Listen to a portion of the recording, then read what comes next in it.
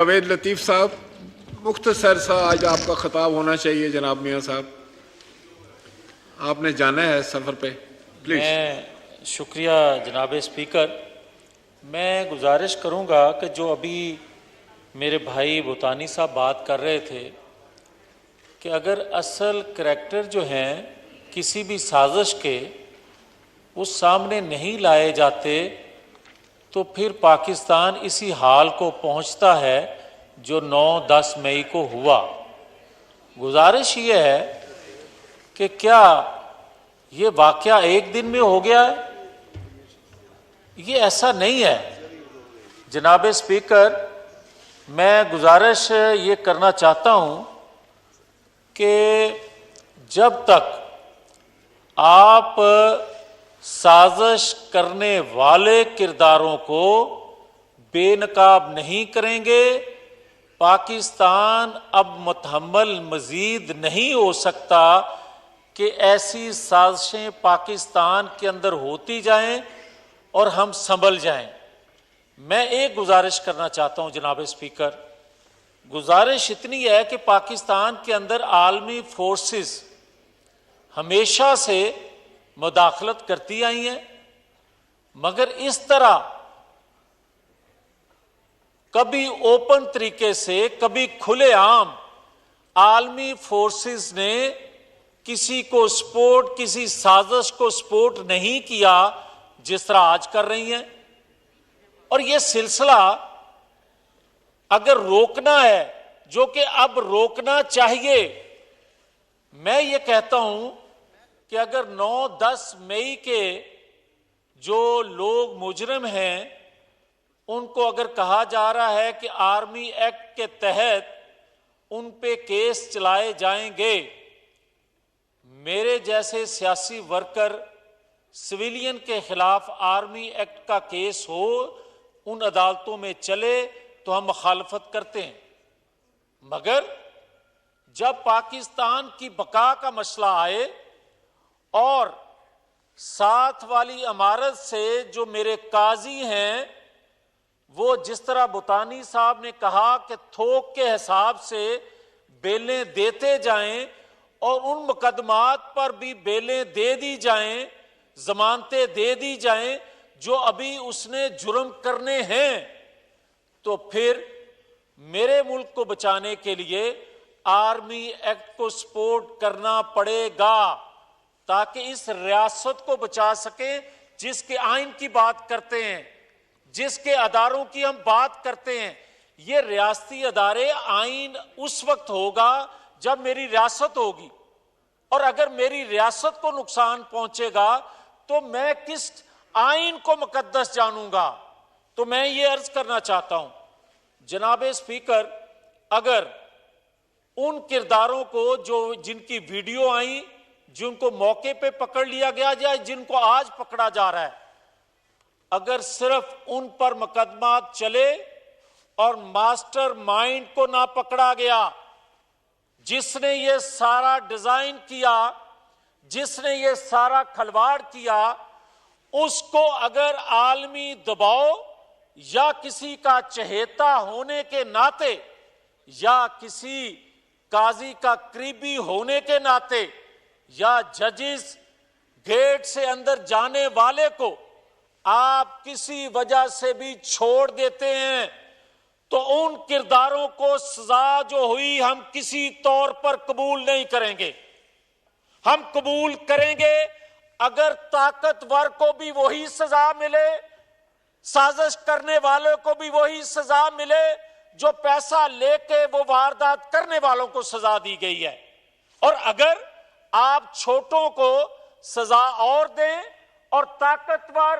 کسی کے لاڈلے کو آپ چھوڑ دیں گے تو یہ پاکستان کی بربادی، پاکستان کو توڑنے کی بنیاد رکھیں گے آپ، جو کسی طور پر قبول نہیں کریں گے۔ پاکستان کے اندر یہ صرف 9-10 مئی کا جو کچھ ہوا ہے، یہ چند عمارتوں کو جلانے کی منصوبہ بندی نہیں تھی، یہ ان کا منصوبہ ادھورا ہے۔ ان کا منصوبہ اصل میں اس پاکستان کو، اس فیڈریشن کو توڑنا تھا، ان کا مقصد یہ تھا کہ پاکستان کے دفاعی اداروں کی تنصیبات پہ حملہ کر کے دنیا کو ہم بتائیں جو عالمی سازش ہے. دیکھیں ہم نے ہمیشہ مخالفت کی ہے، وہ ادھر کے بیٹھے لوگ ہیں یا ادھر کے، ہم نے کی ہے آئین سے ماورا اداروں میں بیٹھے لوگوں نے اگر آئین سے ہٹ کے کوئی قدم اٹھایا ہے تو اس کی مخالفت کی ہے، آج بھی کرتے ہیں، آئندہ بھی کریں گے. مگر بار بار یہ بات کہہ رہے ہیں کہ اگر باہر سے عالمی فورسز اگر ہمارے اداروں کو کمزور کرنا چاہتی ہیں تو ہم وہ چھوٹے بڑے تحفظات ختم کر کے بھی ان پاکستان کے اداروں کا دفاع کریں گے. اور اگر ہمیں یہ کوئی بتائے یا سمجھائے کہ جناب چھوٹوں کو پکڑ لیا ہے، بڑوں پہ ہاتھ ڈالا نہیں جا رہا، تو جناب آج کھل کے بتایا جائے اس ہاؤس کو، یہ بتایا جائے کہ کون سے ہاتھ ہیں جو ماسٹر مائنڈ کو، اور یہ حقیقت نہیں ہے کہ پاکستان کے اندر جو ادارے ہیں ان میں حاضر سروس اور ریٹائر لوگوں نے مل کے یہ منصوبہ بندی کی، یہ سارے کے سارے ماسٹر مائنڈ ہیں پاکستان کی بربادی کرنے کے، دنیا میں مذاق بنانے کے پاکستان کو. کیا ان ماسٹر مائنڈ کو چھوڑ دیا جائے گا؟ اور کیا 2017 میں اگر اس وقت کے قاضی جو تھے وہ ثاقب نثار ہوں، وہ جسٹس بندیال صاحب ہوں، وہ جسٹس کھوسا ہوں، جسٹس اعجاز الاحسن ہوں، جسٹس عظمت سعید ہوں، جسٹس افضل خان ہوں، یہ سارے انتہائی محترم جسٹس جو ہیں، کیا 2017 سے لے کر آج تک بڑی اچھی بات کی؟ ایک انتہائی قابل ذکر ریما عمر صاحبہ ایک صحافی ہیں، انہوں نے یہ سارا گنوایا کہ کب 2017 سے لے کر آج تک اس لاڈلے کے حق میں جو فیصلے آتے گئے، جو میں نے نام پڑھ کے سنائے، یہی بینچ بنتے رہے، یہی انصاف دیتے رہے ہمیں، اور کوئی ایک ایسا انصاف نہیں دیا جو اس لاڈلے کو پسند نہ آئے یا اس کی سیاسی زندگی کو اور مزید سانسیں نہ دینے کا باعث بنا ہو. مگر ہمیں یہ کہا جاتا ہے کہ اداروں کو مقدم جانے، اداروں کا احترام کریں. اداروں کا تو احترام کریں گے مگر ادارے تو پیچھے رہ جاتے ہیں. یہاں تو 2017 سے شخصیات آگے چلتی رہیں، وہ دفاعی ادارے سے تعلق رکھتی ہوں یا ساتھ والی بلڈنگ سے تعلق رکھتی ہوں. آپ دیکھیں کہ اداروں کا ذکر ہی کہیں نہیں ہے مگر ان شخصیات کا ذکر ہے جو اداروں میں بیٹھی ہیں. میں یہ کہوں گا خدا کے لیے، ہم نے اگر جو کہ یقیناً اس فیڈریشن کو، اس ریاست کو ہم نے بچانا ہے، تو پھر جناب اسپیکر ایک طریقہ ہے، اور یہ میں دل سے بات کر رہا ہوں، میں نہ جماعت کا نمائندہ ہونے کے ناطے بات کر رہا ہوں، میں ایک پاکستانی کی آواز بن کے یہ بات کہہ رہا ہوں. آج تک جو ہو دیکھ رہے ہیں اس حساب سے بات کرنے لگا ہوں، کل جو کچھ ہوگا وہ دنیا دیکھ لے گی. میں اچھی نیت سے یہ بات کہنے لگا ہوں. آج کا جو آپ کے دفاعی ادارے کا سربراہ ہے، اس کا کردار، اس کا مائنڈ اب تک کلیئر ہے کہ آئین قانون کے مطابق چلنا چاہیے اور چلیں گے. آپ کا فیوچر میں اس ساتھ والی بلڈنگ سے جو چیف بننے والا ہے اس کا مائنڈ کلیئر ہے کہ آئین کے مطابق ریاست کو چلنا چاہیے. یہ انشور کیا جائے کہ کوئی عالمی سازش رکاوٹ نہ بنے کہ یہ ترتیب کہیں ڈسٹرب نہ ہو جائے. تو میں تیسرا نام لینے لگا ہوں اس ادارے کے حوالے سے جہاں سے قانون بنتا ہے، آئین بنتا ہے اور ریاستی اداروں کو روشنی دیتا ہے. میں یہ کہوں گا دو نام وہ گنوائے، ایک پاکستان کی امیدوں کی کرن، پاکستانی قوم کی ایک امید دنیا میں، جس کا ایک نام ہے، تجربہ ہے، اس کا کردار کلیئر ہے، اس کا مائنڈ کلیئر ہے، آئین قانون کے مطابق وہ کلیئر ہے۔ اگر ہم سارے مل کے سازش کو ناکام بناتے ہوئے 2017 کے کرداروں کو بے نقاب کرتے ہوئے، اور جو کمیشن آپ کی حکومت نے بنایا ہے جسٹس قاضی فائز عیسیٰ صاحب کے حوالے سے، ان کی سربراہی کے حوالے سے 2017 کی سازش کو بھی دیا جائے اس کمیشن کو جو کردار تھے، تاکہ وہ بے نقاب ہوں اور پاکستان آنے والے وقتوں میں محفوظ ہو سکے۔ تو پھر مجھے یہ کہنے کی اجازت دیں کہ اگر ان دو کرداروں جو دفاعی ادارے کے حوالے سے میں نے ذکر کیا، ساتھ والی بلڈنگ کے سربراہ آنے والے کے حوالے سے ذکر کیا،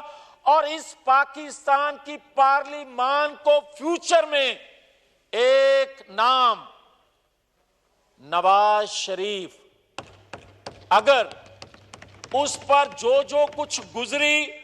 اس پہ معافی مانگ کے اس کو لے آیا جائے، تو پاکستان 2024-25 میں یقین سے کہہ سکتا ہوں کہ آنے والے وقتوں میں یہ پاکستان ترقی کر سکتا ہے اور کرے گا، خدا کے فضل و کرم سے، جس پر دنیا کا بھی اعتماد آئے گا، اس قوم کا بھی اعتماد آئے گا، اور یہ یونائٹ قوم ہو کے ان جو سازشیں ہوئی ہیں پاکستان کے خلاف، ان سے نکلا جا سکتا ہے۔ آخر میں ایک گزارش کرتا جاؤں، جناب اسپیکر، بدقسمتی ہے کہ مکتی بانی کا تو ہم ذکر کرتے آئے، ہم RSS کا تو ذکر کرتے آئے کہ جس کو دفاعی ادارے کے سامنے کھڑا کر دیا گیا تھا، تو کیا مجھے آج کوئی بتانا پسند فرمائے گا کہ وہ جو ٹائیگر فورس کو تربیت ٹریننگ دی جاتی رہی اور 1 سال ان کیمپوں میں ٹریننگ تربیت دی جاتی رہی کہ میں جب پکڑا جاؤں گا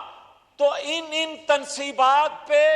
یہ گروپ حملہ کرے گا، اس جگہ وہ گروپ حملہ کرے گا، تو آج نظر نہیں آ گیا کہ لوگ اعتراف کر رہے ہیں کہ مجھے عمران خان نے یہ کہا تھا؟ تو پھر مجھے بتائیں کہ میں تو سن رہا ہوں پچھلے کئی دنوں سے کہ 9-10 مئی کے جو مجرم ہیں ان کو کڑی سے کڑی سزا دی جائے گی، کسی ایک سے انویسٹیگیشن کر لیں، کسی ایک سے، تو جناب اسپیکر وہ سب کچھ اگل دے گا کہ جناب کس نے ہمیں کہا، کتنا